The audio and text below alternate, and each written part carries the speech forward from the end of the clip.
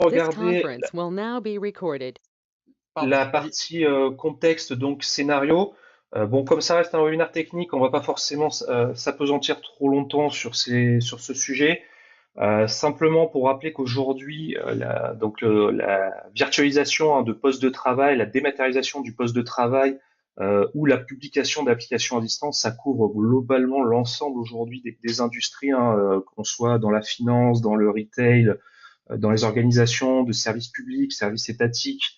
On va retrouver des cas d'usage évidemment qui sont structurants. Donc, on en a par rapport à la période particulière qu'on traverse actuellement. Évidemment, on voit une explosion évidemment des demandes en termes de télétravail, et donc la virtualisation du poste de travail s'inscrit notamment dans les dispositifs que les organisations aussi cherchent à mettre en place pour faciliter le travail donc depuis la maison, et afin d'accompagner notamment le contexte de crise sanitaire. Alors évidemment, il y a pas que ce cas du télétravail.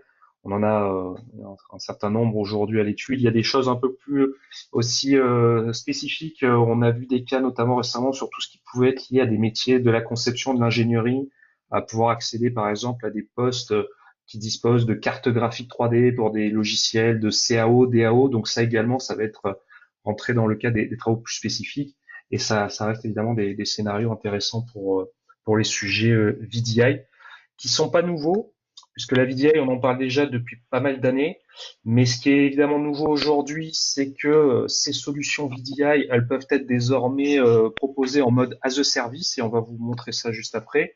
Et donc avec toute la facilité et la simplicité que va apporter un cloud comme Azure, pour pouvoir mettre en œuvre rapidement ces solutions-là, qui pouvaient pour partie être complexes à une certaine époque, puisque ça nécessite tout de même en général une bonne expertise pour opérer ces solutions, puis un certain nombre de coûts évidemment non négligeables.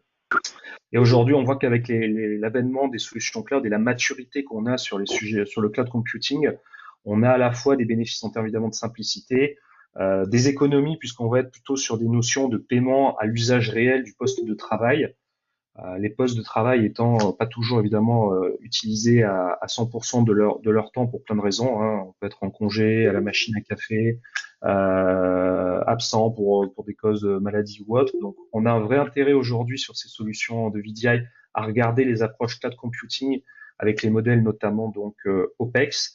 Et puis dans les bénéfices évidemment, et là c'est vraiment très contextuel, on a toute la partie flexibilité qui est offert aux collaborateurs, hein, un poste de travail qui va être accessible de n'importe où, n'importe quand, potentiellement sur n'importe quel périphérique, hein. Là, on est vraiment dans la notion de bring your own device, à permettre aux collaborateurs d'utiliser librement le terminal éventuellement qui est le plus adapté à leur mission.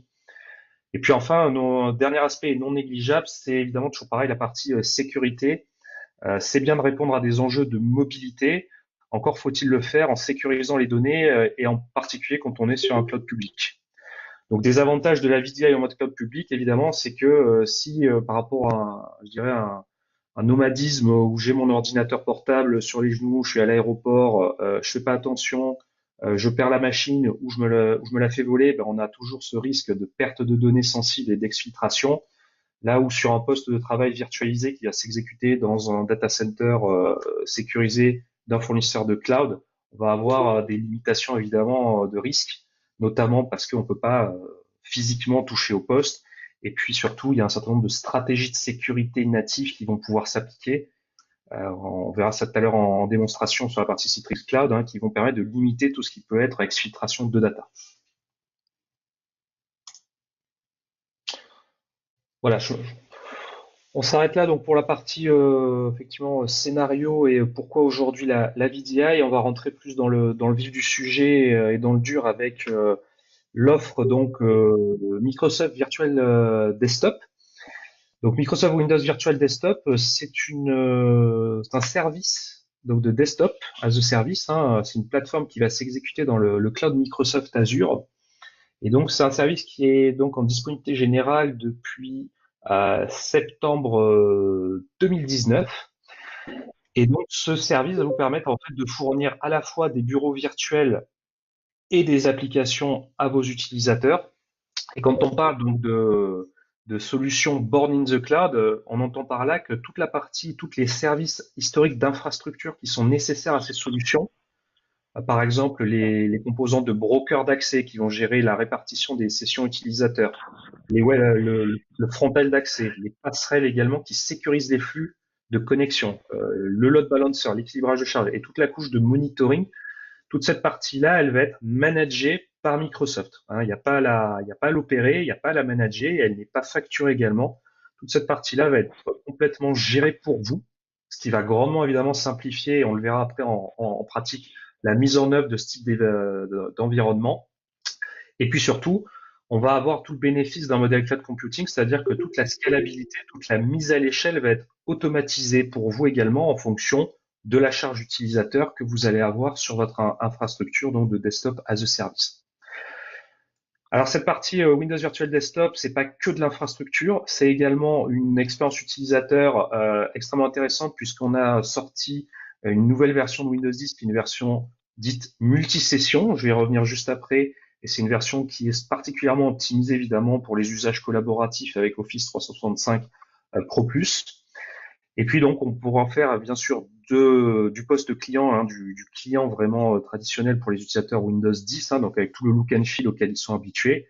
On va pouvoir aussi monter des machines virtuelles à base de Windows 7 et profiter des mises à jour de sécurité étendues gratuitement pour les 3 prochaines années, puisque, je vous rappelle, hein, la date de fin de support hein, de Windows 7 était donc le 14 janvier de cette année. Et donc, si vous n'avez pas forcément souscrit à une extension de support, vous n'avez plus de mise à jour de sécurité. Bah là, le fait d'avoir son Windows 7 dans le Cloud Azure, ça va vous permettre de récupérer automatiquement les mises à jour de sécurité si vous n'avez pas encore à terminer les migrations vers des OS donc plus récents. Et puis, dernier point de l'offre, c'est que on s'intègre naturellement à toute la sécurité, la gestion Microsoft 365. Donc, par exemple, pour les organisations qui disposent déjà d'Office 365 et d'un annuaire d'identité Azure Active Directory, bah, toutes les sécurités que vous avez pu mettre en place, je pense notamment par exemple, à l'accès conditionné, je pense à l'authentification forte, bah, derrière, comme la brique d'authentification et l'Azure Active Directory, cette brique étant commune, vous allez récupérer de facto toute votre stratégie de sécurité au niveau des identités utilisateurs, puisque cette brique donc Azure AD est commune à Windows Virtual Desktop et à Office 365. Donc si on regarde un peu où est-ce qu'on en était côté Microsoft sur la virtualisation jusqu'à ce jour, ben on avait, alors je pense que ça parlera à beaucoup, j'espère, d'entre vous, hein, historiquement les fameuses approches de serveurs multisession, dit terminal server ou remote desktop services, hein, dans sa version donc actuelle, donc qui sont historiquement basés sur des implémentations donc de Windows Server avec une mise à jour dite long terme, c'est-à-dire qu'on a des releases de Windows Server en règle générale, une nouvelle version tous les 2 à 3 ans. Et donc, bien pratique pour installer des applications, évidemment, Win32. Et ça permettait, bien sûr, d'avoir plusieurs utilisateurs connectés simultanément sur le même serveur. À droite, on a un OS client maintenant depuis quelques temps, donc qui s'appelle Windows 10, qui permet d'avoir des mises à jour fonctionnelles plus régulièrement avec les notions de canaux donc semi-annuels, hein, où on a 2 fois par an des mises à jour de fonctionnalités sur cet OS-là, avec le support d'applications Win32 traditionnelles et des applications donc modernes Universal Windows Platform, et le support surtout de Office 365 Pro Plus pour avoir toutes les mises à jour également régulières des outils de collaboration. Je disais en introduction qu'on a une nouvelle version grâce à Windows Virtual Desktop de Windows 10 qui est apparue. Donc c'est la version qu'on appelle Windows 10 Enterprise Multisession et qui est un peu le meilleur des deux mondes, c'est-à-dire qu'on va avoir à la fois la possibilité de connecter plusieurs utilisateurs sur ce Windows 10-là. Donc on va récupérer le principe de multisession historique de RDS et bénéficier de la compatibilité des applications Win32 et universelles directement sur cet OS-là.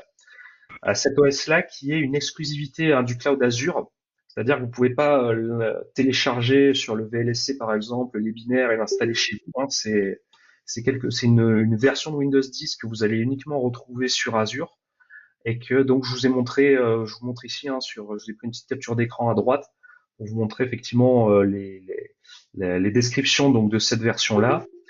Et à gauche, une petite capture d'écran du gestionnaire de tâches Windows, en fait, dans lequel vous voyez ici, et ça c'est effectivement une première sur l'OS client Windows 10, plusieurs utilisateurs connectés. Ici, on en voit deux.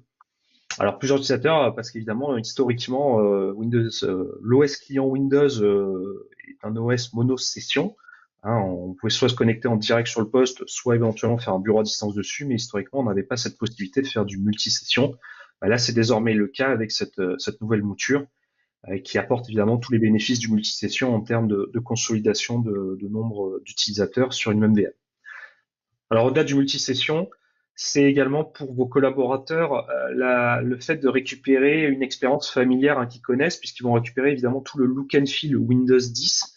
Je parlais des mises à jour fonctionnelles, il y a évidemment toutes les mises à jour de sécurité dessus, et puis on va retrouver tout ce qui va concerner Edge, Cortana, la recherche Windows Desktop, l'UAP, et puis bon, je dirais l'écosystème habituel dans lequel l'utilisateur est habitué à travailler. Donc, voilà, en termes de gestion du changement, c'est beaucoup plus simple effectivement quand on les raccorde à des OS dont ils ont l'habitude. Alors WVD, c'est pas non seulement qu'un service d'infrastructure managé et une nouvelle version de Windows multisession, c'est également une optimisation de l'expérience. Alors pour Office 365 en particulier, et plus globalement une amélioration de l'expérience pour la gestion de l'itinérance des profils utilisateurs, puisqu'on fournit également dans le cadre de cette technologie une solution qui vient d'une société qu'on a rachetée maintenant il y a un petit peu plus de 2 ans, qui s'appelle FS Logics, qui entre autres était spécialisée donc dans la gestion en fait de l'expérience utilisateur pour les environnements virtualisés.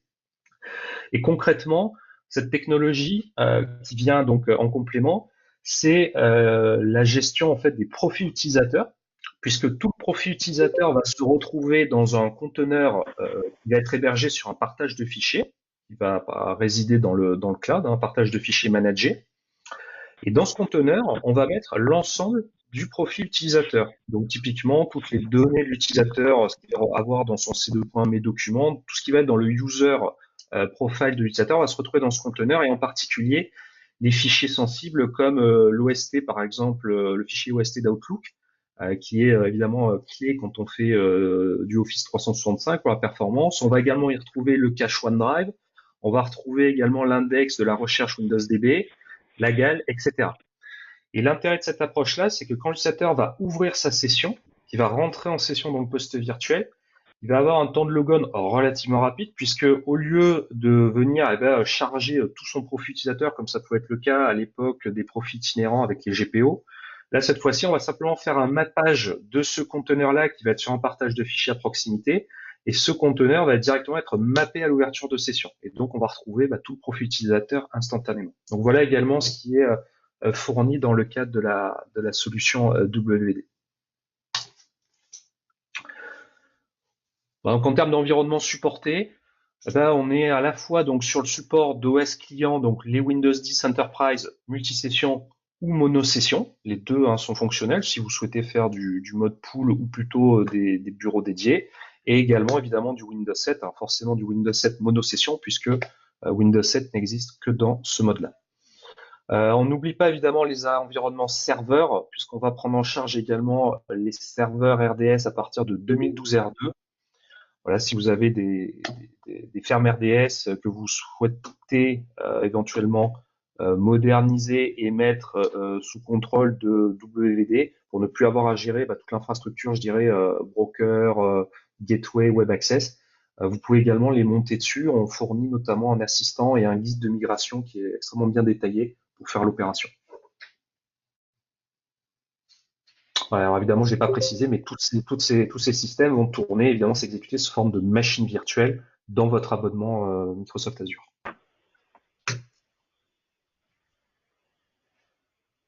Ouais. Un mot sur l'architecture, et puis je vous montre ça en pratique. On ira directement voir sur le portail Azure l'expérience de provisioning.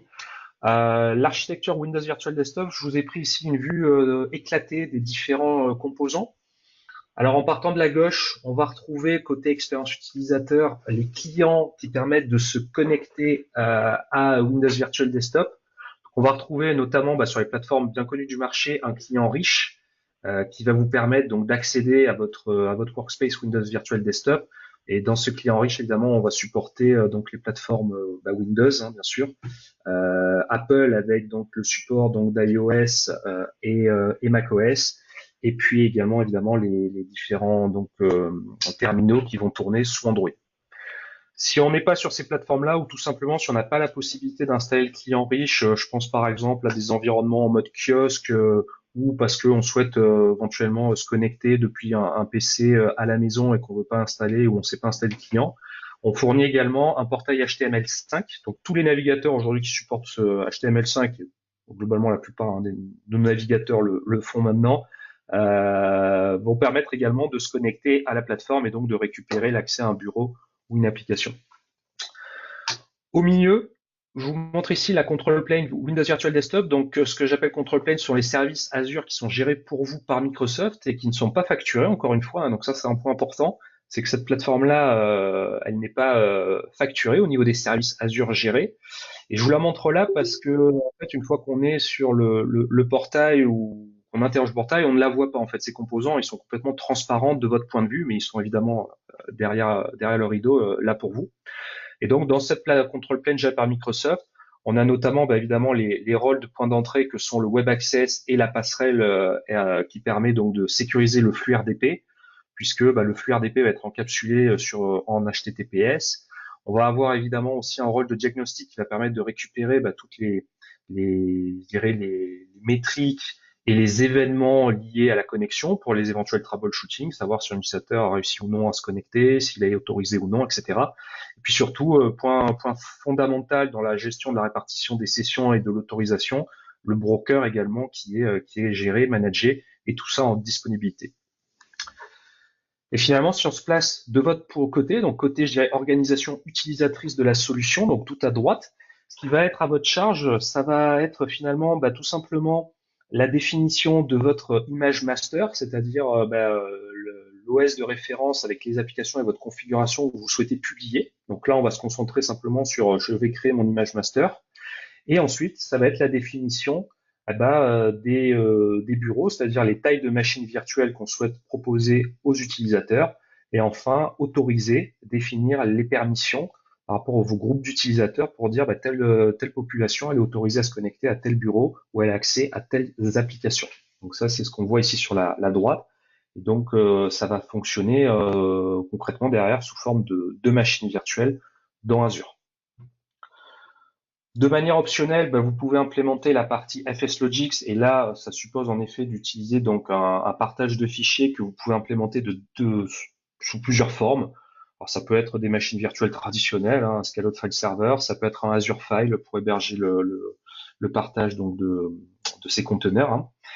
Et enfin, on va avoir besoin d'un Active Directory, donc l'annuaire habituel, vous connaissez. Active Directory qui peut être donc hébergé dans Azure. On a des versions je dirais, gérées aussi de l'Active Directory maintenant avec Domain Services, mais ça peut toujours être aussi un Active Directory qui est évidemment installé chez vous, puisque l'intérêt aussi de cette approche-là, c'est de pouvoir bien entendu se raccorder de façon hybride à votre data center, et donc toute cette approche Windows Virtual Desktop peut être interconnectée à votre data center habituel pour accéder au back-end applicatif. Voilà, je voulais vous montrer cette vue d'ensemble de la control plane, hein, pour vous familiariser avec ces composants de base, puisqu'on verra tout à l'heure dans un second temps justement tout ce qui va être apporté en plus par Citrix, notamment là-dessus. Et je vous propose de faire un petit break sur la partie PPT pour passer sur une démonstration rapide pour vous montrer comment il est aujourd'hui assez simple et rapide de mettre en place en fait une solution de ce type-là, comparé à ce que vous pouvez avoir dans le passé. Voilà, donc je vous ai amené ici donc sur le portail Azure, sur ma souscription, et je vais vous montrer l'expérience donc de provisioning, hein, d'un ce qu'on appelle un pool dot. Donc c'est pour me créer un environnement Windows Virtual Desktop. Donc je viens tout simplement ici créer une nouvelle ressource, hein, comme un service cloud. Je vais choisir donc l'option de création. Et puis je vais arriver ici sur un ensemble donc un petit formulaire où on va me demander de remplir certains champs. Et donc dans ces champs-là, je vais venir tout simplement préciser les options que je souhaite mettre en œuvre, donc notamment par exemple la localisation des bureaux virtuels et des applications. Donc ça c'est très important puisque comme on est sur Azure, vous avez le choix et vous avez accès évidemment à l'ensemble des data centers Azure opérés par Microsoft. Et vous pouvez choisir d'héberger votre solution donc de bureau virtuel à l'endroit où c'est le plus pertinent pour vous, que ce soit pour des contraintes techniques, réseau ou réglementaires. Vous allez donner tout simplement un nom à votre pool dot. Vous allez choisir le type de bureau ici. Si on est sur une version dite en pool, c'est-à-dire avec des machines virtuelles sur lesquelles j'ai une rotation des utilisateurs en fonction de plusieurs critères, donc en fonction de la charge notamment, ou si je souhaite tout simplement dédier, faire un bureau virtuel dédié pour un certain collaborateur. On va avoir après tout simplement la configuration ici des machines virtuelles où je vais pouvoir d'une part indiquer mon profil d'utilisation, c'est-à-dire le scénario dans lequel je me projette. Si on est sur des profils light, medium, heavy, c'est-à-dire si on va être sur des profils plutôt de type Office où j'ai besoin par exemple simplement d'outils de collaboration, faire de la saisie, du traitement de texte et faire de la navigation web par exemple, ou si je vais avoir besoin plutôt de machines relativement puissantes pour faire du graphisme et de la 3D. Et je vais indiquer ici le nombre d'utilisateurs que je vais devoir supporter de manière simultanée au maximum. Et ce qui est intéressant, c'est que je vais également avoir et profiter d'une préconisation. Donc la plateforme va m'aider à faire le dimensionnement intelligent en termes de nombre de machines virtuelles, qui va me permettre donc de supporter ce nombre total d'utilisateurs.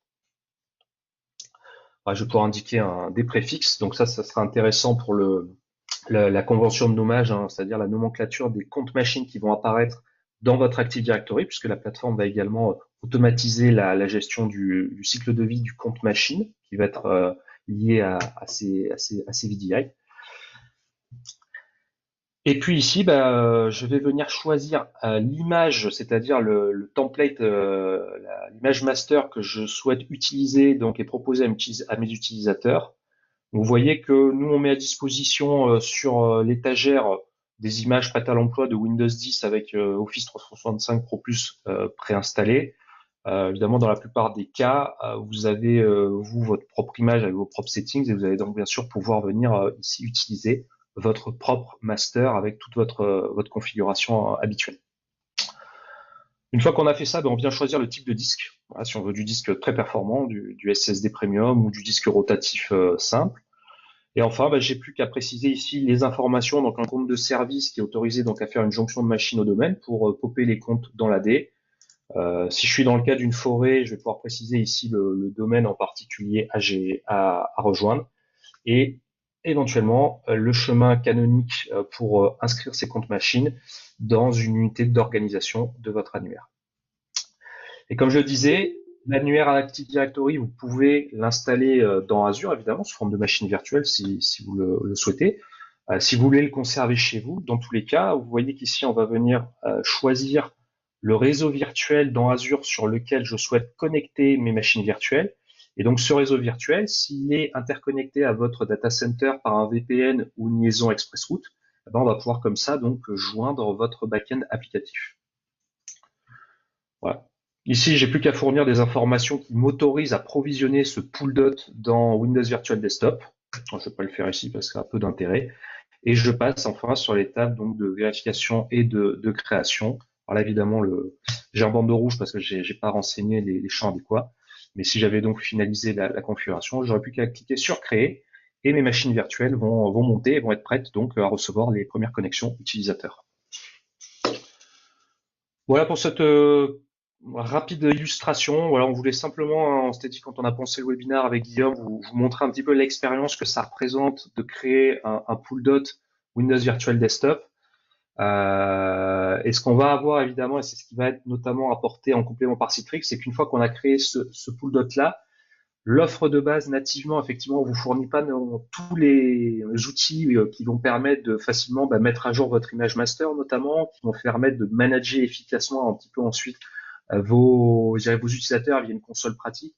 Et donc c'est là où Citrix évidemment va avoir de nombreux apports sur le plan fonctionnel et sur le plan administratif pour compléter cette plateforme de base. Exactement, ouais. C'est un point qui est important. Voilà, on avait travaillé un petit peu ce scénario avec Florent. Et il semblait important voilà, de mettre un petit peu les mains dans Windows Virtual Desktop pour vraiment comprendre ce que fait cette solution. Parce que souvent, voilà, la limite entre les deux, elle est assez fine. On a du mal à savoir ce qu'on est capable de faire d'un côté et pas capable de faire de l'autre. Donc voilà, on a vraiment voulu passer du temps sur cette partie-là pour montrer, voilà, aujourd'hui avec Windows Virtual Desktop, ce qu'on est capable de faire. Donc gérer ces machines dans Azure uniquement. Voilà, c'est quelque chose qui n'est pas disponible on-prem ou en mode, on va dire, multi-cloud. On a ces outils qui permettent de provisionner. On part pas de rien. On peut créer justement un ensemble de machines en partant d'un équivalent master dans le langage Citrix. Et c'est vrai que derrière, voilà, on n'a pas tous les outils qu'on pourrait appeler d'industrialisation d'une infrastructure de centralisation du poste de travail. Voilà, quand on veut mettre à jour, on n'a pas d'outils pour mettre à jour ce master, pour déployer les mises à jour. Derrière, au niveau de la granularité des polices de sécurité, on n'est pas capable de les appliquer comme on est capable de le faire côté Citrix. Donc voilà, c'est ce qu'on va mettre en avant justement maintenant avec cette offre Citrix Cloud. Euh, voilà, ça marche.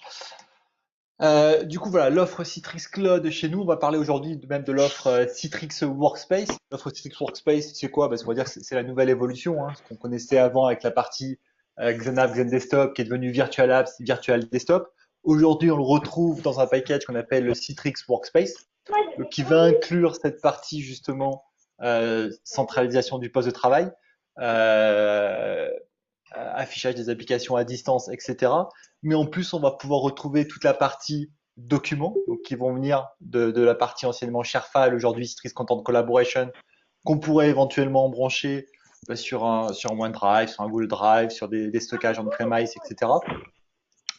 Et on va également retrouver toute la partie gestion des applications SaaS. Je vais juste muter, il y a du bruit en fond. Je vais essayer de trouver. C'est le Color Hop. 33. Ouais, 32, 33. Voilà. Voilà. Hop, c'est bon. Merci. Donc voilà, donc c'est ce qu'on appelle aujourd'hui l'offre Citrix Workspace. Là, on va se concentrer vraiment sur cette partie virtualisation des applications, virtualisation des postes de travail. Donc anciennement XenApp, XenDesktop chez nous, pour vraiment pouvoir comparer avec cette partie Windows Virtual Desktop, pour parler de fonctionnalités équivalentes. C'était juste pour montrer voilà, jusqu'où on peut aller derrière en termes de fonctionnalités pour l'utilisateur qui ne sont pas disponibles côté Windows Virtual Desktop. Donc si on revient justement sur la partie Virtual Apps, Virtual Desktop, une petite architecture simplifiée hein, pour opposer un petit peu les différents composants. Donc là, on parle même pas de Citrix Cloud, de Citrix On-Prem, etc. C'est vraiment une architecture Citrix de manière générale. Donc mes utilisateurs sur la gauche, donc généralement on différencie les utilisateurs internes, externes. Nous, le protocole qu'on va utiliser pour accéder, c'est pas RDS, c'est HDX. Donc c'est un protocole qui est beaucoup plus optimisé. Donc en termes de consommation de bande passante, on va avoir de meilleurs résultats.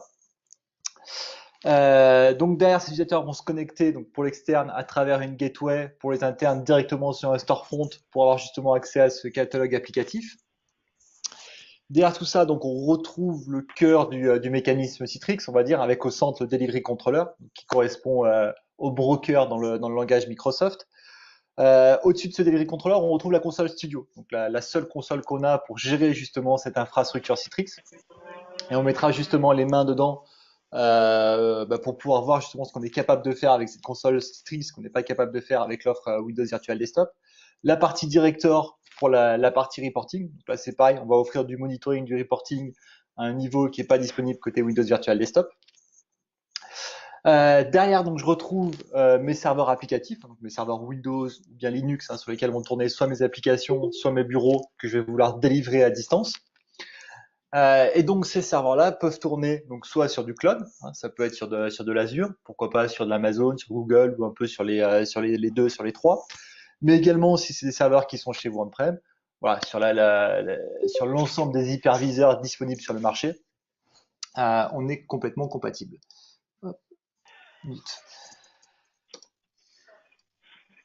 derrière, si on descend un petit peu justement dans ces différents modèles, hein, sur les modèles cloud, sur les modèles on-prem, hop, la petite animation. Donc voilà,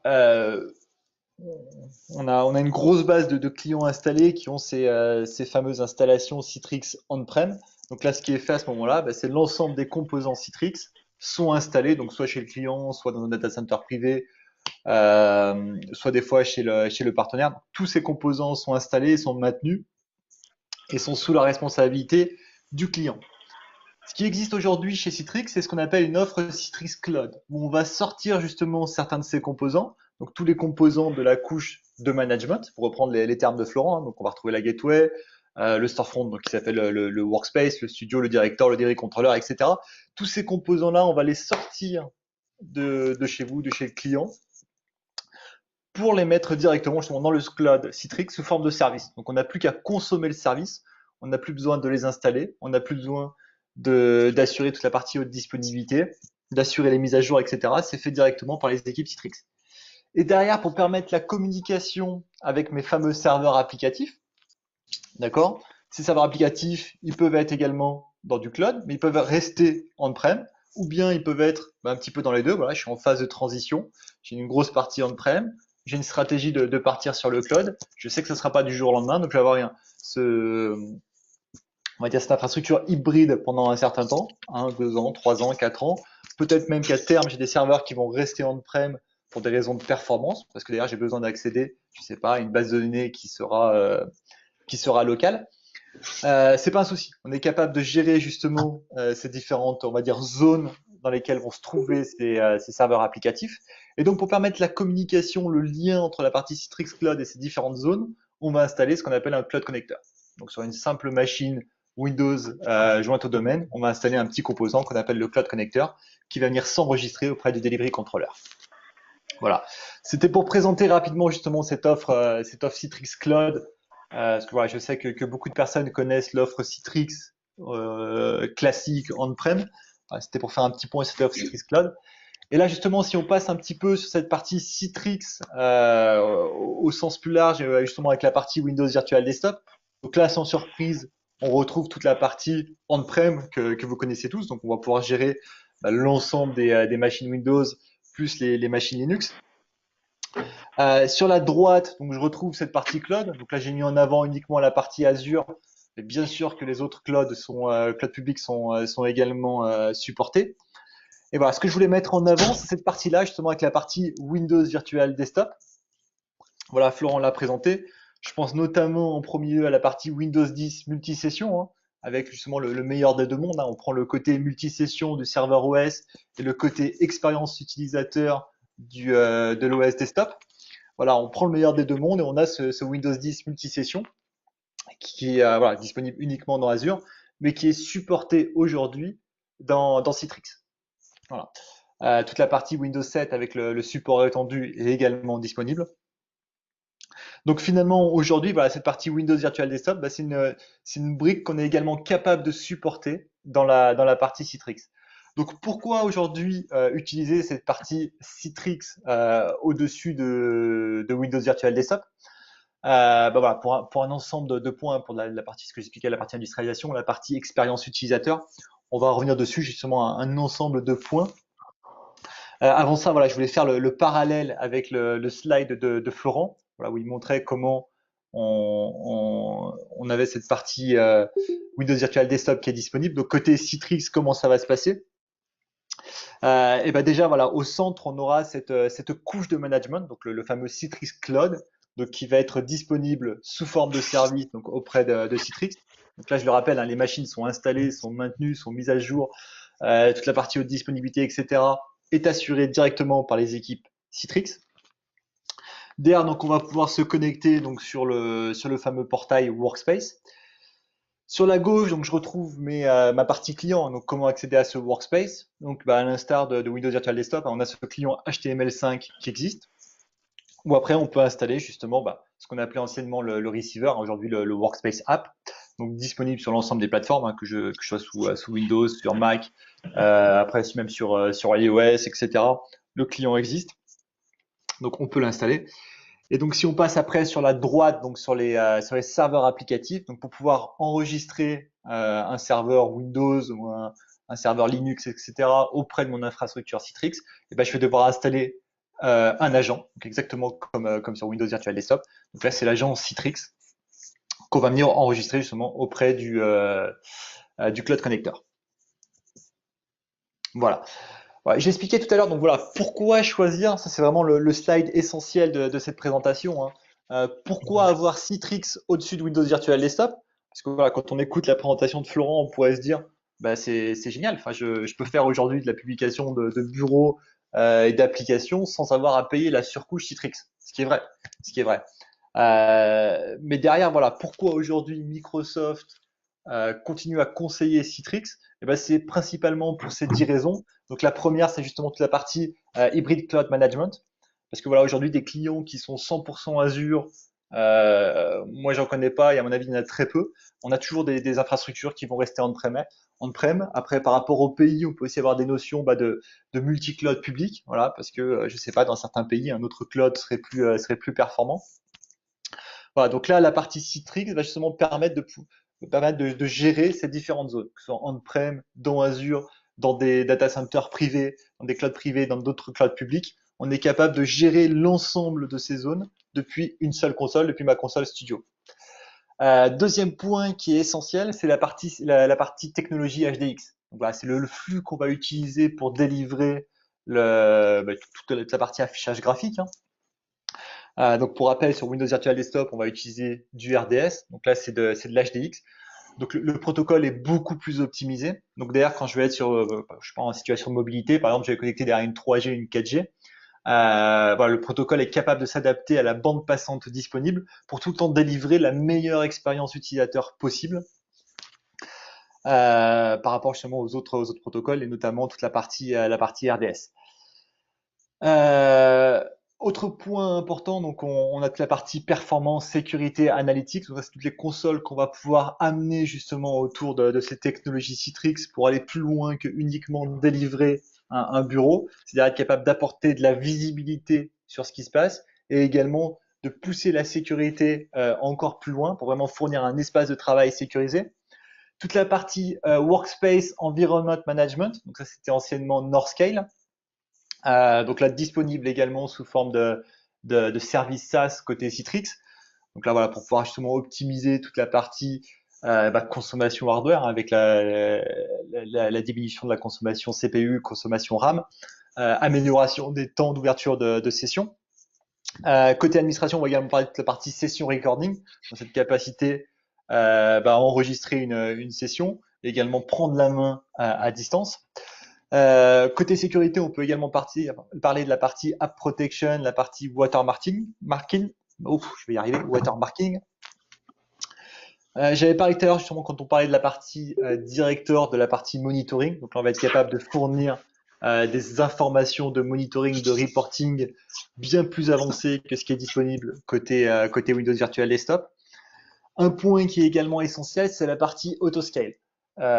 Autoscale, donc c'est la capacité justement à démarrer et éteindre les machines en fonction de la consommation, en fonction des usages. Un point qui est essentiel, voilà, cette fonction autoscale aujourd'hui est disponible uniquement avec les licences Citrix Cloud. Donc si vous avez des licences de type on-prem et que vous faites du débordement dans Azure, cette partie autoscale n'est pas disponible. C'est uniquement avec la partie Citrix Cloud. Quelques chiffres que j'ai pu voir justement sur différents documents, hein, c'est qu'en utilisant cette partie autoscaling, on arrive à économiser 20% d'argent, hein, de consommation Azure par rapport à Windows Virtual Desktop avec cette photo autoscaling. Sur la partie provisioning, donc Florent a montré comment on pouvait justement provisionner des VM dans Azure pour pouvoir faire cette partie Windows Virtual Desktop. Voilà, c'était, on peut dire c'est un peu l'équivalent justement du machine catalogue, hein, et si on prend les écrans du machine catalogue, c'est assez semblable. Derrière, on peut se poser la question justement de la partie mise à jour. Florian l'a abordé. Voilà, une fois qu'on est dans Windows Virtual Desktop, les machines sont déployées, puis on est un petit peu livré à nous-mêmes. On n'a pas d'outils derrière pour pouvoir gérer le cycle de vie de ces masters, de ces différentes applications. Là où côté Citrix, justement, facilement, on va pouvoir dire tiens, mon master a été mis à jour et j'ai besoin de redéployer ce master et du coup en 2 clics, on va être capable de le faire. Dernier point, justement, cette partie app layering. Voilà, là on est vraiment dans le cas où j'ai pas uniquement un ou deux masters, hein, j'ai plusieurs dizaines, plusieurs centaines de masters à gérer. Voilà, et pour pouvoir gérer le cycle de mise à jour, typiquement de Windows 10, on a pris tout à l'heure l'exemple de Windows 10 avec cette expérience utilisateur. À côté de ça, on a également un certain nombre de mises à jour à appliquer sur le Windows 10 qui sont assez fréquentes. Et donc derrière, si je me retrouve avec une centaine de masters, comment est-ce que je suis capable de gérer de manière simple le cycle de vie de l'OS Windows 10? Et bien là, Citrix AppLayer va pouvoir apporter des réponses en séparant justement cette couche OS et en gérant une seule couche OS. Voilà. Un dernier point à mettre en avant justement, c'est la partie Teams. Voilà, ces derniers temps avec le télétravail, c'est un produit qui a largement été déployé. Aujourd'hui, Teams dans un environnement Citrix, ça marche très très bien. Voilà, depuis la 19.12, donc la dernière LTSR, on a des packs d'optimisation qui sont disponibles. Et d'ailleurs, si on se connecte sur le site de Microsoft et qu'on regarde un petit peu comment déployer du Teams dans un milieu virtuel, on voit qu'aujourd'hui, la seule plateforme supportée et recommandée par Microsoft pour faire du Teams dans un environnement virtuel, c'est grâce à du Citrix. Voilà. Je sais que l'heure passe, mais on va rebasculer encore sur une démo. Là, on va l'articuler en deux phases. Donc, une première où je vais rendre la main justement à Florent, qui va vous montrer un petit peu ce côté expérience utilisateur. Et après, d'ailleurs, on mettra un petit peu les mains dans les consoles studio pour voir la différence avec la partie Windows Virtual Desktop. Florent, je te Ouais, laisse reprendre le contrôle. super, merci, merci Guillaume.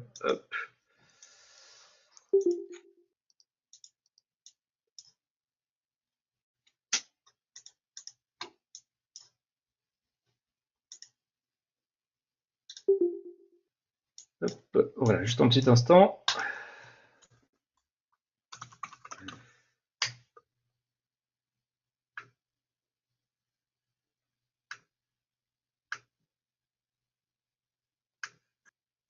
Ouais, du coup, là, Florent devrait se connecter justement sur une Ouais. plateforme Citrix qui tourne, bon, c'est la partie Citrix Cloud, mais qui est dédiée justement à Microsoft. Ah, c'est une démonstration qui est une plateforme qui est disponible justement côté Microsoft pour les différents clients Microsoft.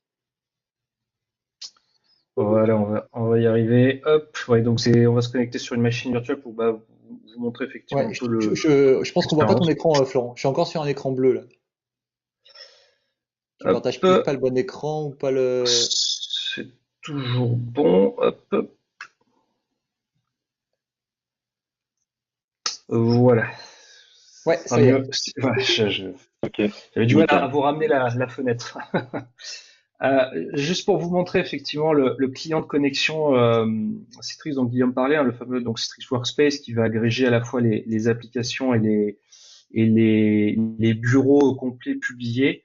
Et donc là, on va vous amener en fait sur un Windows 10 qui est équipé notamment d'une carte 3D Nvidia Tesla pour vous montrer un petit peu rapidement ce que différents effectivement usages possibles hein, jusqu'à des choses 3D relativement évoluées. Et donc c'est une machine virtuelle qui est effectivement déployée donc sur Azure qui s'exécute du coup sur data center donc en Europe de l'Ouest, data center Amsterdam. Voilà, donc on arrive ici en session, donc voilà, j'espère donc que pour vous à distance, hein, l'expérience sera relativement voilà fluide également par rapport à ce qu'on va vous montrer. Donc voilà, le bureau en tout cas ici pour moi en termes de navigation et on est quand même voilà à plusieurs donc centaines voire milliers plutôt de kilomètres, c'est extrêmement fluide ici quand donc je veux naviguer à l'intérieur. Je vais commencer déjà par vous montrer donc la première chose effectivement qui est non négligeable et Guillaume en a bien parlé, c'est effectivement tout le volet à optimisation HDX et notamment ce qui permet de récupérer le support complet de Teams, qui n'est pas effectivement effectif sur un WVD natif, puisque avec WVD sans Citrix, vous allez simplement avoir, on va dire, les fonctionnalités instant messaging, collaboration, donc partage de fichiers, de documents disponibles. Mais toute la partie optimisation audio-vidéo et donc pour faire de la webcam, faire du conferencing, toute cette partie effectivement va être uniquement disponible avec Citrix. Donc là, je vais vous lancer, je vais me connecter directement sur mon Teams interne. On va faire tout de suite un essai. Hop, ouais, donc il me log. Donc voilà, là je suis logué sur mon Teams. Version. Donc déjà ici, vous voyez que quand je regarde les propriétés de la version de Teams, vous voyez qu'il y a effectivement une mention Citrix HDX Optimize qui apparaît. Donc ça encore, ça fait partie des efforts de développement conjoint que je mentionnais donc en introduction. Et donc ici, eh ben, typiquement, si je démarre en fait une conférence, on devrait avoir tout de suite, voilà, vous devriez avoir le visuel qui apparaît. Et donc, vous voyez, alors j'espère que l'expérience rend bien à travers le partage d'écran, mais en fait, c'est vraiment extrêmement fluide ici quand on fait effectivement bouger. On a vraiment une expérience qui est exactement la même que celle qu'on aurait sur un Teams installé sur un poste local. Donc ça, c'est vraiment déjà une des premières, évidemment, gros apports donc de Citrix. Le deuxième, évidemment, assez important qu'on va avoir, ça peut être sur tout ce qui est lié à éventuellement de la CAO, DAO, on va dire des outils un peu en règle générale de conception, d'ingénierie. Alors, on vous a préparé ici une petite simulation sur un logiciel bien connu, donc sur un AutoCAD. Hop, qui est peut-être, j'espère que je vais pouvoir vous le montrer. Non. Alors celle-ci a expiré apparemment. Je sais pas si je vais pouvoir vous le montrer quand même. Si c'est bon. Non. Ah, perdu. Alors c'est pas grave sur celle-là. On a autre chose à vous montrer. Dommage. Je vais vous montrer ici une petite démo qui est fournie donc par Nvidia qui va exactement vous donner cette même expérience-là. Donc c'est de la 3D temps réel ce que vous allez voir. C'est pas du précalculé. Et donc ça va vous montrer un peu la fluidité qu'on peut espérer en session. Pour vous donner à titre d'information des exemples, on est allé assez loin sur ce sujet-là, puisqu'on a même fait éventuellement travailler sur des projets de stations 3D pour faire du gaming, donc du jeu directement dans des machines virtuelles. Voilà, donc là on a chargé absolument. Et donc si vous voyez tous effectivement ici le modèle 3D, donc là c'est moi qui fais bouger le modèle avec ma souris. Il n'y a pas il n'y a pas de précalculé. Là c'est vraiment du 3D temps réel qui est affiché dans cette machine virtuelle. Et donc on peut s'amuser ici, voilà, avec plusieurs types d'effets. Vous voyez, c'est extrêmement fluide. Ça fonctionne vraiment très très bien. Hop. Ouais, puis alors sur les utilisations un peu plus du tout venant, je peux également vous montrer quelque chose qui doit être ici dans les vidéos. Voilà, par exemple, voilà, si on souhaite faire de la lecture vidéo, ici vous en avez une en Full HD en 1920 par 1080p. Et vous voyez que c'est extrêmement fluide également à la lecture. Il n'y a aucune saccade, aucun temps mort. Voilà. Alors, je sais pas si vous aviez également le retour son, parce que le retour son n'était peut-être pas déporté, mais il y a évidemment le retour audio qui se fait directement aussi sur le device en local. Voilà, donc c'est des solutions qui aujourd'hui, en termes d'accessibilité, sont effectivement et d'expérience utilisateur surtout, sont parfaitement viable pour connecter donc des populations d'utilisateurs sur ce type de technologie. On passe à la partie administration. Absolument, ouais, ouais. Merci Florent. Ouais. Je te rends la Tu as main. bien mis en avant justement cette partie expérience utilisateur. C'est c'est vraiment, on va dire, un des 3 à 4 points fondamentaux justement sur cette différenciation entre Citrix et Windows Virtual Desktop. Cette partie, voilà, toute la partie optimisation HDX, pourquoi on est capable de délivrer ce flux 3D et d'avoir cette qualité graphique, parce que le protocole HDX est justement capable de s'adapter à ce qu'on a besoin d'afficher. Du coup, ce que je vais faire, je vais prendre la main, hop, Ouais. pour justement basculer sur. Je vais couper mon partage. Ouais, je te laisse la main. Faut que je me trouve dans la liste parce qu'on a du monde.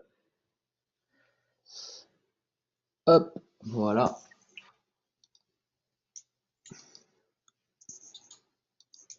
Voilà. Et ce que je vais faire, moi, voilà, je vais rester sur mon navigateur.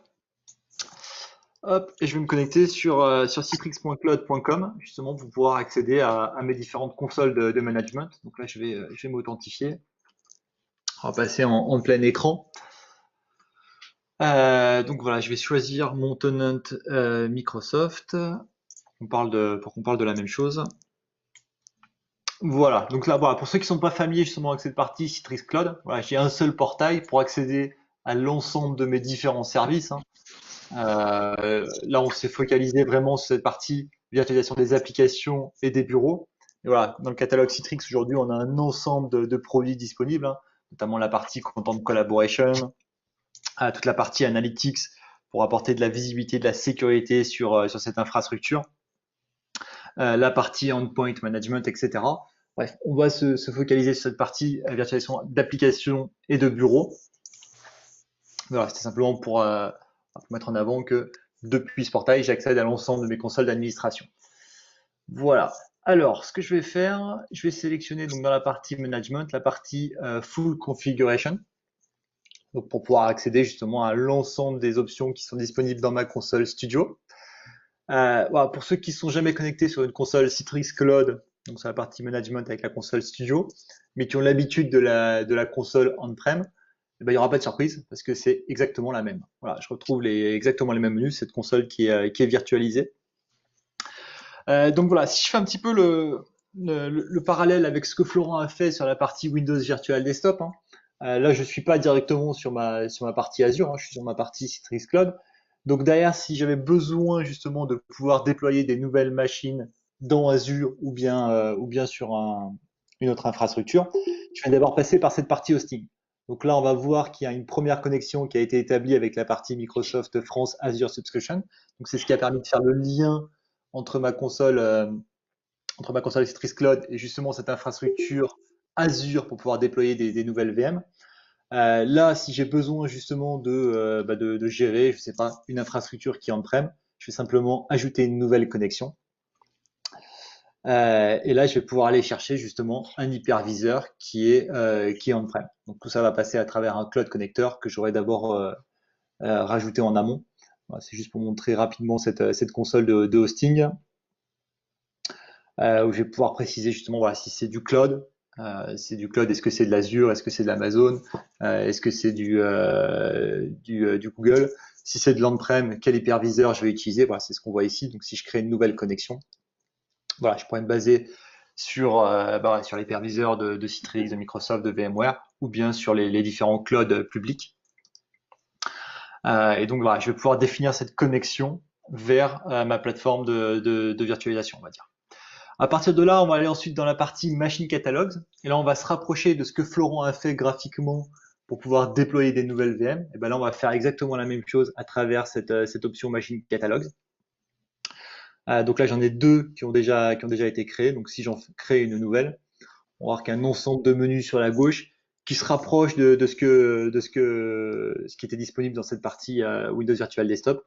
Hop, voilà, si je clique sur suivant, donc je peux sélectionner de quelle façon je veux accéder à cette machine virtuelle. Donc, est-ce que c'est un mode multisession, donc typiquement du Windows Server, ou bien si je suis dans Azure, du Windows 10 multisession, ou bien est-ce que je suis en type, on va dire VDI. Donc là, je vais accéder à une machine Windows Desktop, donc que ce soit de manière dédiée ou bien de manière pool.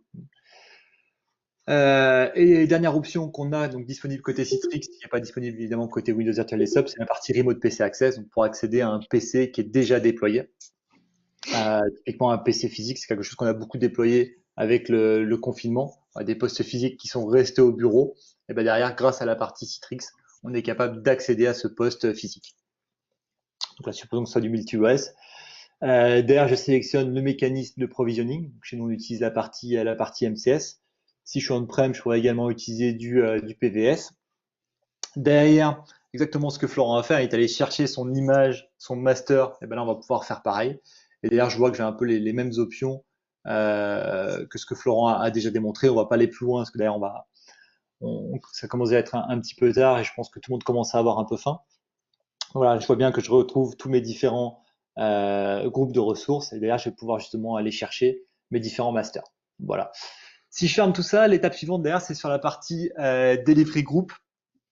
avec cette capacité justement à attribuer à ces machines qu'on a démarré, qu'on va démarrer à la volée dans Azure, on-prem ou dans les différents clouds, ces machines-là, à attribuer des utilisateurs pour pouvoir accéder justement à cette application. Donc c'est à ce niveau-là que ça va se passer.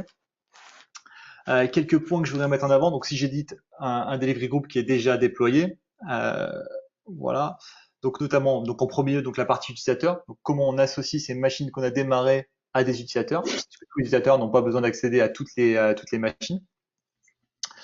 Toute la partie application pre-launch, pareil, qui n'est pas disponible côté Windows Virtual Desktop. Donc cette capacité à démarrer un petit peu en amont de phase des applications, voilà, toujours pour améliorer cette expérience utilisateur. Alors, si je sais qu'un bureau met un certain temps à démarrer, je vais être capable de le démarrer en avance pour améliorer cette expérience utilisateur.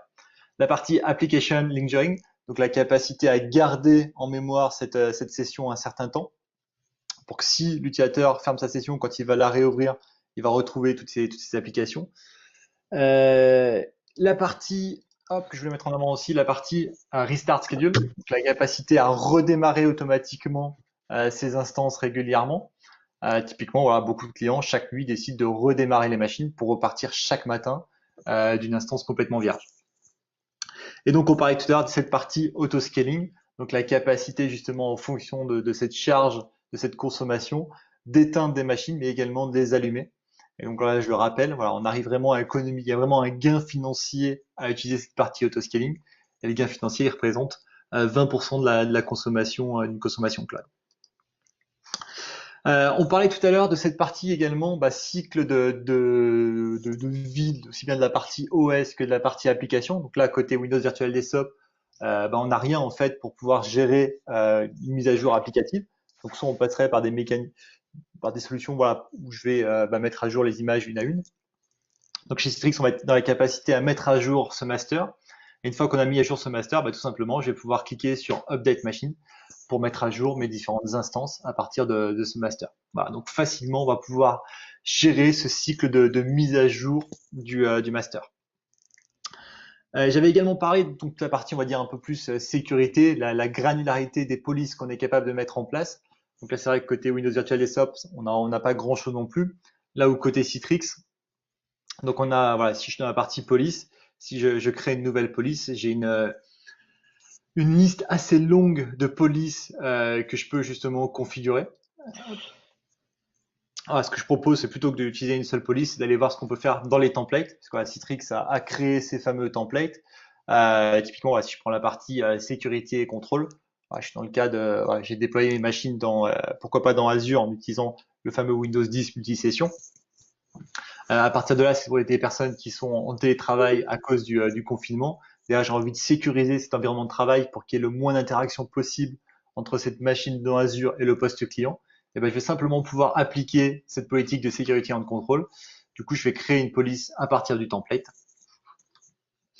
Et là, on va voir justement, voilà, il y a un ensemble de polices qui ont été sélectionnées, qui sont précédées. Typiquement, je ne sais pas si on prend la partie copier-coller pour empêcher le copier-coller entre ma machine locale et cette session virtuelle. Voilà, par défaut, c'est autorisé. Avec cette police, on va être capable justement de l'interdire. Voilà. Donc voilà, c'est juste pour mettre en avant ces différents points. Donc cette partie studio va justement permettre d'aller beaucoup plus loin que ce qu'on est capable de faire avec cette partie Windows Virtual Desktop. Donc si on devait un petit peu résumer justement toute cette partie, pourquoi Citrix au-dessus de Windows Virtual Desktop, et déjà en premier lieu, c'est toutes ces consoles de management pour la partie mise à jour, pour la partie configuration, la partie sécurité, granularité des polices, etc., qui sont disponibles côté Citrix, qui ne sont pas disponibles côté Windows Virtual Desktop. Deuxième point, donc toute la partie HDX, donc je rappelle le flux graphique qui permet de délivrer ce bureau, donc là où on est beaucoup plus optimisé que ce que permet RDS. Donc derrière, l'expérience utilisateur, ça en fait ressentir. C'est ce qu'on a vu sur la démonstration avec Florent. Il était capable de faire de la 3D sans aucun souci. Voilà. Ce que je vous propose pour conclure ce Webby Lunch, qui commence à s'attarder un petit peu, c'est de voir rapidement les différentes offres disponibles. Et voilà, on avait un petit lien sur cette partie cloud. Parce que généralement, voilà, quand on passe d'un environnement on-prem à un environnement cloud, on va se dire ça coûte plus cher. Voilà, après, il faut juste comparer ce qui est comparable. Et donc, quand on prend en compte l'ensemble des coûts, hein, pas uniquement la partie licence, la partie hardware, il y a également toute une partie la consommation électrique, le data center, etc. Et voilà, il y a une étude qui a été menée un petit peu là-dessus. Et effectivement, on a un gain financier à basculer ces environnements on-prem vers des environnements cloud. Donc, ce que je vais faire, je vais vous mettre à la fin de ce webinaire le lien dans le chat. D'un point de vue licensing, comment ça va se passer, hein. Voilà, typiquement, si on veut déployer la démonstration qu'a faite Florent, il va y avoir toute une partie, on va dire toute la stack Azure, donc qui va être à apprendre chez Microsoft, donc la souscription Azure. De là, on va démarrer donc toutes les VM Windows, que ce soit du Windows 10, du Windows Server, peu importe. Donc là, effectivement, il y a des coûts de licence côté Microsoft. Et donc, en plus de ça, donc il y a la partie Citrix Cloud, où on aura cette interface, cette partie à rajouter. Une dernière offre que je vais mettre en avant très rapidement, hein, c'est ce qu'on appelle chez nous l'offre Citrix Managed Desktop. Donc c'est la première fois où on sort une offre vraiment commune avec Microsoft. Et donc surtout la première fois où Citrix propose une offre clé en main. Pourquoi? Parce que j'ai à la fois cette partie licensing Citrix qui va être incluse et également toute la partie Microsoft. Donc que ce soit la consommation Azure, mais également la capacité à fournir les licences Microsoft nécessaires, hein, aussi bien OS que la partie RDS. Donc voilà, on a cette offre Citrix Managed Desktop qui existe en prenant en compte à la fois les coûts Citrix et les coûts Microsoft pour avoir un seul point de facturation. Et là, on n'est plus sur la console studio, on est sur un autre type de console qui a vraiment été simplifié pour justement pouvoir permettre de mettre à disposition facilement des bureaux dans Azure en bénéficiant de cette technologie HDX pour la partie optimisation de l'expérience utilisateur. Je vous propose de prendre encore quelques minutes pour répondre à vos questions, si vous en avez. Donc pour ça, voilà, je vous propose de basculer sur la partie GoToWebinar, où il y a une partie questions. Alors, hop.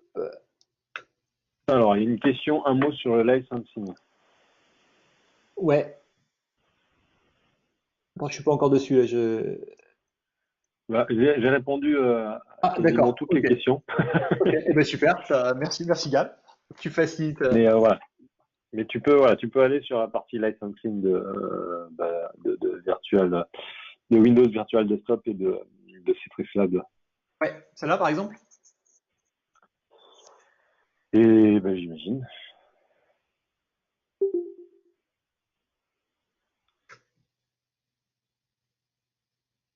Donc après voilà, il y a côté Citrix au niveau du licensing, donc on va être en mesure soit de faire du licensing en mode utilisateur, donc une souscription par utilisateur, et puis depuis cette année, on a la possibilité également d'avoir un modèle concurrent. Alors ensuite, y a-t-il une différence technique fonctionnelle entre une solution Citrix Cloud plus Windows Virtual Desktop via Azure et la solution Citrix Managed Desktop? Tu veux répondre? Attends, je suis en train de lire d'autres questions. Tu peux la répéter, Gabriel, s'il te plaît? Y a-t-il une différence technique fonctionnelle entre une solution Citrix Cloud plus Windows Virtual Desktop via Azure et la solution Citrix Managed Desktop? Oui, il y a des différences sur toute la partie option on va dire, d'administration disponible. La partie Citrix Managed Desktop, c'est une interface qui a vraiment été épurée. Donc, je suis dans la capacité de mettre en route des nouvelles instances. Ça, il n'y a pas de souci, hein. D'ailleurs, d'attribuer des utilisateurs à ces instances. On va dire que ça s'arrête un petit peu là. J'ai toute la partie autoscaling qui est disponible, mais derrière, j'ai pas toute la partie. On l'a vu tout à l'heure, toute la partie police granulaire qui était disponible avec la capacité à bloquer le copier-coller, par exemple. Voilà, c'est quelque chose qui n'est pas disponible. Et en plus de ça, on a cette partie, voilà, je suis lié à Azure. Donc, si j'ai des infrastructures on-prem, je suis pas capable de les prendre en compte. Je vais être capable pour compléter la réponse de Guillaume, donc Citrix Managed Desktop, voilà, c'est vraiment quelque chose d'épuré avec de quoi mettre à disposition très rapidement des VM. Par contre, si vous avez besoin beaucoup plus de granularité au niveau de la configuration des stratégies Citrix, voilà, comme le disait Guillaume, remonter ou pas une clé USB, pouvoir imprimer ou pas, pouvoir travailler sur les paramétrages assez précis qu'on peut mettre en place sur tout ce qui est des ports d'affichage.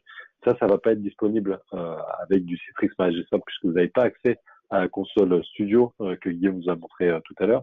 Et pareil pour la partie supervision, la console Director n'est pas disponible. La console Director, c'est vraiment notre console d'administration côté Citrix qui permet d'avoir une vue assez globale de votre infra Citrix avec des outils de dépannage, des outils pour prendre les mains à distance et puis des outils pour avoir vraiment des informations sur l'évolution de l'utilisation de votre plateforme. Vous allez avoir quelques informations avec Citrix ManagerStop, mais c'est beaucoup plus, on va dire, beaucoup plus succinct par rapport à ce qui est disponible avec Director. Il y avait une question aussi, donc est-il possible d'avoir une machine dédiée multisession pour un ensemble d'utilisateurs? Oui, absolument, ouais, c'est possible. La solution qui est connue, hein, c'est de le faire avec de l'OS server. Donc là, c'est disponible, on va dire, aussi bien on-prem que dans les différents clouds. Et du coup, ce qui a été présenté, voilà, c'est cette partie Windows 10 multi-utilisateur qui là est disponible uniquement dans Azure. Et du coup, voilà, c'est exactement ce qui est possible, hein. Je démarre une seule machine et après, j'ai un ensemble d'utilisateurs qui vont venir démarrer une session sur cette machine unique. Voilà, c'est possible. Il y avait une question aussi donc sur le licensing, donc licensing par mois. Ouais, il y a des licensing par mois qui existent, mais généralement on privilégie du licensing par an parce que les tarifs sont plus intéressants. Une question sur le Windows 10 multisession on-prem, jamais un jour. Là, je pense que la question est peut-être plus pour Florent. Ouais, sur la version multi-session, aujourd'hui, cette version-là, elle a été pensée comme un bénéfice d'une part, en fait, des plans M365, E3, E5, et effectivement réservé uniquement à un usage en ligne. Alors j'ai pas d'éléments de roadmap qui, pour l'instant, laisse penser qu'on l'aurait on-prem. L'explication certainement qu'il y a autour de ça, c'est que c'est une version qui est quand même développée spécifiquement pour s'exécuter sur des infrastructures VDI en mode cloud, opérées donc ce soit via Citrix, soit via donc Windows Virtual Desktop en natif. Et du coup, l'expérience qu'on veut avoir derrière va s'en ressentir. Donc c'est pour ça que pour l'instant, il n'y a pas effectivement de plan de voir cette version-là on-prem.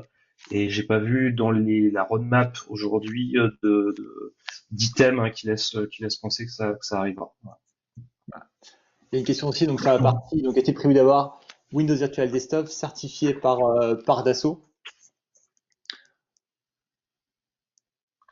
Donc, sur des applications spécifiques de Dassault, je sais pas si c'est. Ouais, je pense que ça doit être. Ouais, après, je sais pas si la question concerne justement Windows Virtual Desktop ou la partie Citrix. De ton côté, je sais pas si tu as un élément de réponse. Je pense que c'est peut-être lié à certaines applications développées par Dassault. Peut-être si la personne peut préciser le.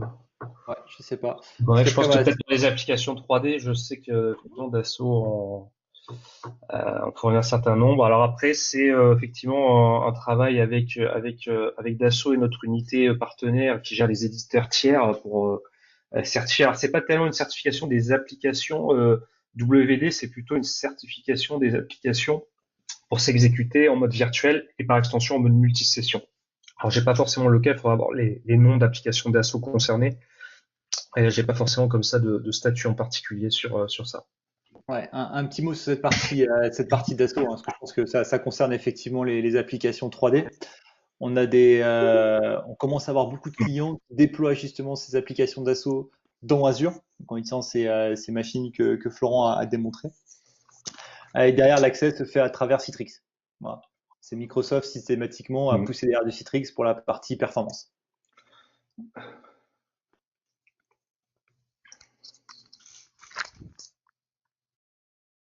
Une question donc sur est-ce que la connexion à un hyperviseur on-prem peut passer par une connexion de type ExpressRoute?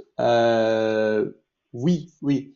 Après, ce qui va se passer, c'est qu'on va passer à travers ce Cloud Connector. Dans tous les cas, on aura ce Cloud Connector pour pouvoir lier une infrastructure on-prem, donc avec un user on-prem, avec cette partie Citrix Cloud.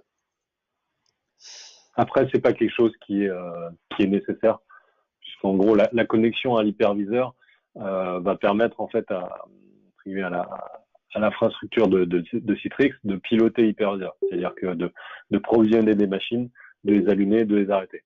Donc, on n'a pas spécialement besoin de passer par ExtraSource, et on n'a pas forcément besoin à ma connaissance comme ça, d'énormément de bandes passantes. Alors peut-être pour la partie transfert du master qui serait travaillé on-prem, mais c'est tout.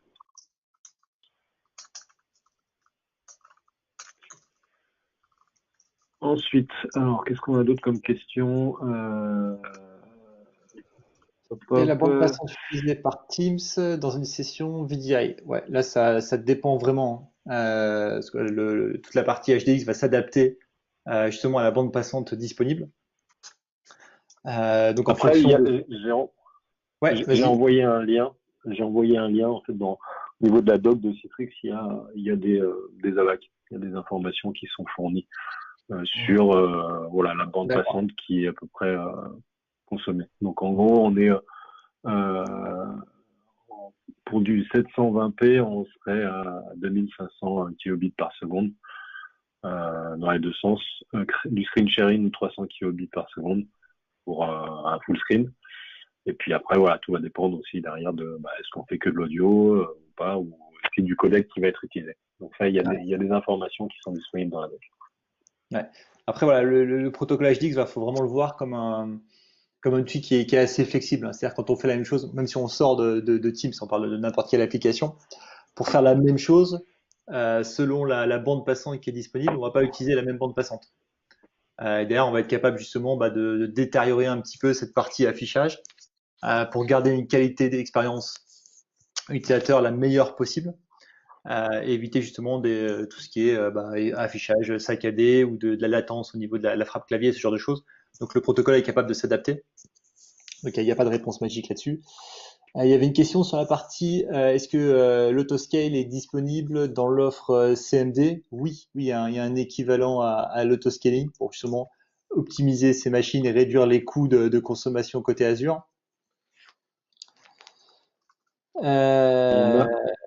Est-ce qu'il est possible d'enrôler une VM WVD ou Citrix dans Intune? Il n'y a rien à ma connaissance qui l'empêcherait. Donc c'est possible de les gérer via Intune, vu que ce sont des machines Windows 10. Ouais, effectivement, il y a les machines effectivement qui tournent, hein, que ce soit via WD ou Citrix. Effectivement, c'est plutôt une question sur l'OS. Les machines typiquement Windows 10, Windows 7 sont effectivement pilotables via Intune. Simplement sur la dernière mouture, donc la version Windows 10 multisession, le support d'Intune est prévu à partir de la seconde moitié de cette année calendaire. Donc aujourd'hui, c'est pas encore supporté en production et ça va arriver là sur la deuxième moitié de l'année. Alors, pas possible de bloquer le copier-coller avec CMD. Alors, pas via Citrix, via la console Citrix, puisqu'on n'y a pas accès. Maintenant, je pense que c'est des choses qu'on peut faire peut-être via GPO Microsoft.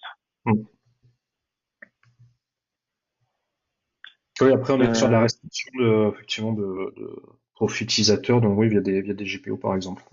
Ouais, à condition d'être lié à une des subtilités, je l'ai pas mis en avant, mais une des possibilités avec CMD justement, c'est de pas d'avoir d'Active Directory. Ça, c'est quelque chose qui est possible, d'avoir vraiment une machine complètement isolée. C'est la première fois justement qu'on est capable de démarrer ces machines non jointes à un domaine. C'est une des particularités de la partie CMD. Donc on peut la joindre à un domaine ou pas. Florent, une question. FS Logic est automatiquement installé ou il faut l'installer? Il n'est pas automatiquement installé. Il faut installer le composant. Donc ça peut s'installer dans le master ou a posteriori éventuellement et le configurer. Donc le configurer, hein, c'est relativement simple. C'est deux paramètres qui permettent de pointer vers le partage de fichiers. Et puis on peut rajouter quelques options après un peu plus avancées. Effectivement, il faut penser à l'installer en complément. Ouais, c'est un MSI, c'est un petit exécutable en fait à lancer. Ouais. Ça marche aussi très bien avec la partie Citrix, FS Logic, en passant. Y a-t-il des outils de Et ça marche mesure plus. de performance applicative ajoutés à ces outils d'hypervision? Alors, côté Citrix, on va s'arrêter en fait à l'expérience utilisateur, enfin la connexion jusqu'à la machine. Après, on va avoir des mécanismes qui vont, comme WM, qui vont permettre on va dire, d'optimiser la consommation des ressources CPU RAM. Par contre, on n'aura pas des métriques pour savoir est-ce qu'une application se comporte bien par rapport à la normale. Côté MX Azure, est-ce qu'il y a des outils? Là, je sais pas. Florent. On va avoir des outils de supervision des machines virtuelles, on peut savoir si elles sont en souffrance ou pas au niveau de CPU mémoire. Par contre, effectivement, sur de l'analyse de l'application qui est installée et savoir si elle se comporte bien ou pas, là, c'est plutôt ce sont des outils tiers qui permettent de faire ça. Il en existe un certain nombre d'ailleurs là-dessus sur le marché, pour voir évidemment mesurer le comportement d'une application dans l'OS. Ok. Donc une question, alors si je veux gérer WVD avec Intune ou SCCM, est-ce que ça fonctionne comment avec Citrix Cloud? Donc, pour la partie Intune, c'est dépendant plutôt de l'OS, donc potentiellement ça peut fonctionner. Maintenant, côté SCCM, alors pour moi, potentiellement ça peut être pertinent si on a des machines qui sont dédiées, donc voilà, qui vont garder en fait toutes les paramètres qu'on va changer, ou alors on peut se dire que je vais utiliser SSM pour faire tout ce qui va être mise à jour du master ou même création du master, et ensuite on va déployer ce master via MCS par exemple. Ensuite, J'avais une question sur les différents niveaux de licence dans Citrix Cloud. Ouais, il y avait deux différents niveaux de licence. Ouais, c'est pas des niveaux différents, hein. Quand on est dans Citrix Cloud, on est forcément en version premium. Par contre, derrière, effectivement, on a la partie virtualisation d'application et la partie virtualisation d'application et de desktop. C'est un petit peu ce qu'on retrouve après. Donc la partie virtualisation d'application, donc soit pour virtualiser uniquement une application ou alors un bureau multisession, d'accord? Et la partie virtual desktop va concerner la partie VDI, donc un accès à une machine type Windows 10 utilisateur unique ou Windows 7 utilisateur unique. Voilà.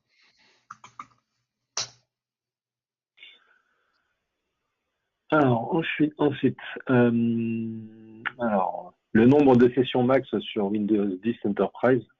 Alors, ça va être la même réponse que de Normand, ça dépend. C'est-à-dire que ça va dépendre du sizing de votre VM Windows 10. Et puis, ça va également dépendre des applicatifs qui sont utilisés. Parce que on peut avoir des applicatifs qui ne consomment pas grand-chose, et par contre, il y en a d'autres qui vont être un peu plus gourmands. Donc, suivant ça, en fait, on va pouvoir mettre plus ou moins d'utilisateurs sur un Windows 10 multisession. Avez-vous déjà des clients Citrix Azure? Si oui, quel usage? Niveau usage, il y a vraiment tous les usages, hein. Ça peut être du poste de travail, on va dire bureautique traditionnel, et également toute la partie 3D qu'a démontré Florent. Alors, on a de plus en plus de clients qui basculent justement sur ce type d'offre, où justement certains partenaires construisent des offres, on va dire clés en main, avec à la fois la prise en charge de l'installation de tous les outils de 3D, plus la partie gestion de la machine. Et donc tout ça de manière virtualisée dans Azure avec Citrix. Ouais, c'est des choses qui sont très très bien aujourd'hui. Et après, là, de manière plus classique, hein, l'accès à un poste de travail. Voilà. À savoir, voilà, on parle d'Azure. Aujourd'hui, voilà, par rapport aux différents clients qu'on a à travers le monde, hein, on a plus de machines gérées dans Azure pour faire du Citrix que sur tous les autres clouds publics réunis. Bon, donc c'est quelque chose qui marche très très bien. Alors, il y a une autre question. L'autoscale Citrix Cloud ressemble déjà à ce qu'il y a sur Citrix On-Prem. Quelle est la différence? Alors, en fait, Autoscale était jadis, c'était du Power Management qui était disponible on-prem, et aujourd'hui, c'est une fonctionnalité qui est disponible que dans le cloud, que en mode Citrix Virtual App and Desktop Service. Alors, le déploiement des mises à jour de sécurité Windows se fait comment avec CMD? Besoin de SSCM, possibilité via Intune ou du Modern Management? Ouais, Laurent ouais, ou Guillaume, ouais. ouais, il y a deux possibilités, hein. Là, c'est un petit peu, enfin, quand on démarre CMD, on a deux options.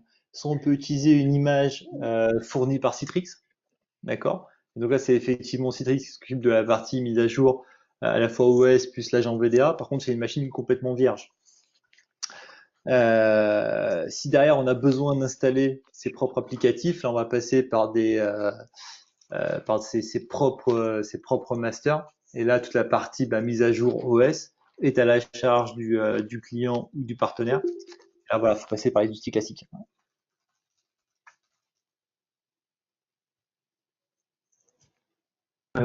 Alors ensuite, Katia aujourd'hui n'est disponible que pour des architectures physiques. Est-ce que ce sera le cas? Enfin, en gros, je pense qu'il y a une question sur savoir est-ce que demain on va pouvoir utiliser ça dans Azure.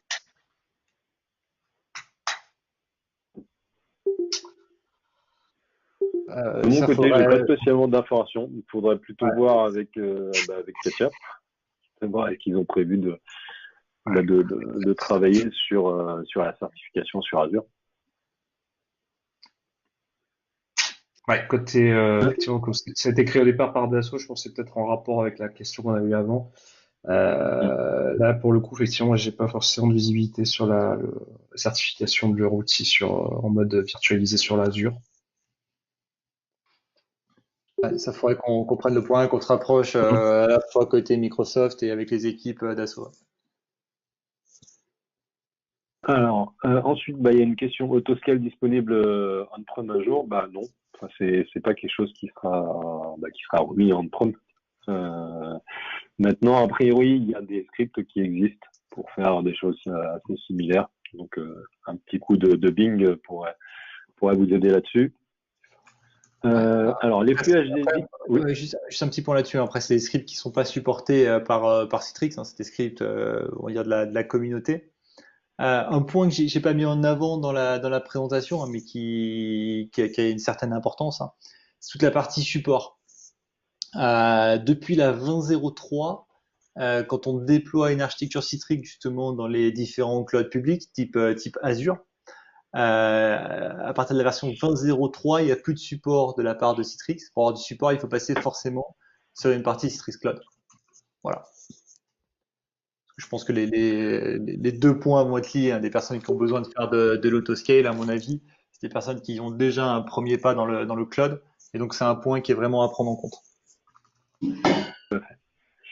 Les flux HDX transitent par les cloud connecteurs ou est-ce qu'il y a une réponse directe au poste utilisateur une fois la session établie? Alors, il y a la possibilité de faire à deux. C'est-à-dire que historiquement, en fait, on passait, lorsqu'on faisait une connexion donc à un VDA qui est hébergé on-prem, on passe par le cloud connector. Maintenant, il y a un protocole qui est disponible depuis quelques temps, qui s'appelle Rendez-vous, qui permet justement de faire une connexion directe sur le poste de travail. Il faut pour le coup que le VDA, le poste de travail en question, ait accès à certaines URL, mais c'est possible de ne pas avoir le cloud connector comme goulot d'étranglement. Ensuite, est-ce qu'on a une couche user pour conserver les installations d'applications de l'utilisateur? Oui, tout à fait. Donc, on a deux solutions qui sont très similaires, qui sont issues de la même couche. Donc, il y a la partie app layering qui fait partie des avantages justement de Citrix par rapport à un WVD tout nu, qui permet justement d'avoir la possibilité de générer différentes couches, une couche pour l'OS, une couche pour les applications et également une couche pour la personnalisation de l'utilisateur si jamais il a besoin d'installer des applications. Et depuis donc la 19.12, on a également la possibilité d'avoir ce même type de mécanisme sans avoir à déployer une infrastructure app layering, et donc ça s'appelle le User Personalization Layer. Ça s'active par stratégie et puis vous avez la possibilité justement de pouvoir à partir de catalogues de machines pooled apporter de la personnalisation et on va dire ce VDisc va être rattaché en fait je je crois que c'est au login de l'utilisateur. Alors ensuite, quels sont les critères de choix d'une offre VM bureautique Azure par rapport à du BIOD plus licence MS365? Entre parenthèses, faire du Teams depuis une VM quand je peux le faire depuis mon terminal me laisse débitatif. Là, c'est Alors, plus ça va être une question après un peu de scénario. Effectivement, les outils de collaboration qui vont être donnés dans le cadre de M365 sont bien sûr installables sur des terminaux. Une approche VDI, par exemple, ça va être un peu plus large que ça. On a par exemple des projets avec dans le retail notamment où on transforme des points de vente pour remplacer les postes physiques par des clients légers par exemple pour avoir un coût moindre sur le terminal physique et où tous les logiciels du coup vont se retrouver dans des machines virtuelles. Donc là, il n'y a pas forcément que cet aspect en effet que je dirais outil de collaboration. On l'a rapidement survolé avec la notion de coût qu'on voyait également à la fin. L'étude que Guillaume a présentée. Il y a tout un poste de coûts aussi qui sont intéressants dans le cadre d'approche VDI et qui vont, entre autres, venir supporter l'usage de solutions en mode cloud. Dans les scénarios qui sont aussi, par exemple, intéressants, on a des fois besoin de travailler avec des prestataires, des partenaires pour lesquels on souhaite donner un accès au système d'information, mais qui soit hyper contrôlé. Là, en effet, on n'a pas forcément la main pour gérer son device, ou en tout cas lui donner un accès facilement à ses applications ou à la suite Office. Là, ça peut être un cas intéressant, par exemple, de dire je mets à disposition un poste virtuel que l'IT contrôle et sur lequel il peut tout de suite révoquer l'accès à la fin de la mission, par exemple, sur le cas aussi d'employés contractuels. Ouais, c'est exactement ça. C'est vraiment, est-ce que, en gros, je donne accès juste à des outils et après je m'occupe de faire la sécurisation de ces outils si jamais j'ai besoin qu'ils accèdent à des données qui sont stockées en interne ou dans mon cloud public, mais on va dire dans mon réseau. Ou alors, est-ce que je donne accès à une ressource qui est contrôlée de bout en bout, je m'occupe de toutes les mises à jour, j'ai tous les applicatifs en interne qui sont sécurisés, et puis après j'ai juste besoin d'avoir un terminal, hein, que ce soit un client léger, que ce soit le PC partagé de la maison, que ce soit une PlayStation, même si je suis pas sûr que ce soit l'outil le plus efficace pour travailler, pour accéder du coup à mon environnement de travail sécurisé. Et je crois qu'on a fait le tour des questions. Donc on va pouvoir clôturer la session, sauf si vous avez des dernières choses à rajouter, messieurs. Je crois qu'il y avait une dernière question sur apéro, point d'interrogation. Ouais, c'est peut-être un petit peu tard, même si c'est jamais trop tard. C'est sûr. Voilà, écoutez, merci beaucoup d'avoir suivi ce webinaire. Vous allez recevoir un email de suivi où on vous mettra à disposition les slides. Normalement, on met le replay également dans ces emails, mais là, comme on a eu des problèmes de son, donc ce ne sera pas possible de vous mettre à disposition le replay. Donc, vous aurez juste accès aux slides. Ouais, j'ai quand même enregistré le son. On va essayer de voir si on peut faire quelque chose, Gab. Ok. Ça arrive à monter tout ça. Très bien, et ben merci à tous. Ok. Merci à tous. Bonne journée. Florent, merci Guillaume. Merci, bonne journée à tous. Merci Florent de ta Au revoir. participation.